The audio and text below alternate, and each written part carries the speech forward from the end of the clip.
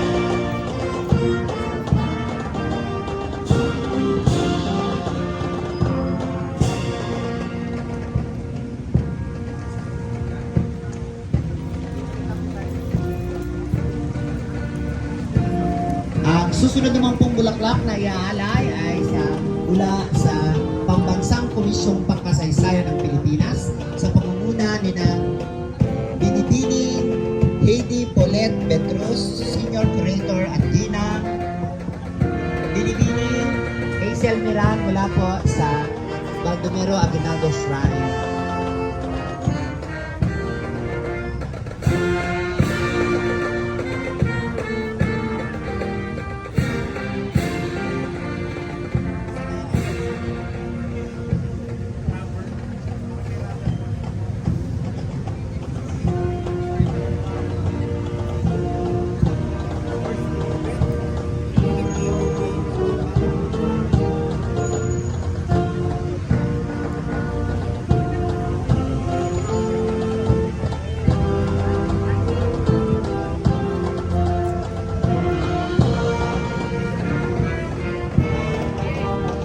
Susunod naman po nating matutunghayan na mag-aalay ng bulaklak mula po sa Cavite Historical Society na pamumunahan ng tagapangulo Dr. Emmanuel M. Calayro at mga miyembro nito na sina Dr.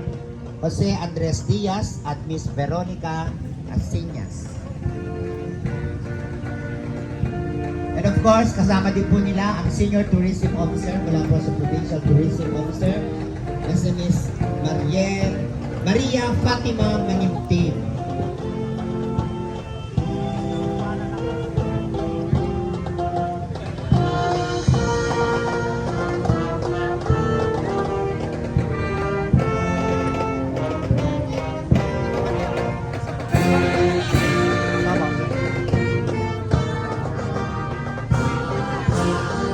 Ang susunod naman pong bulaklak na iaalay ay mula sa Imus Historical Society sa pangunguna ni Vice Presidente Romeo Cord Cruz at mga miyembro nito na sina Ingat Yaman, Architect Junar Tablan at Pangulo Arlene Abella Saura.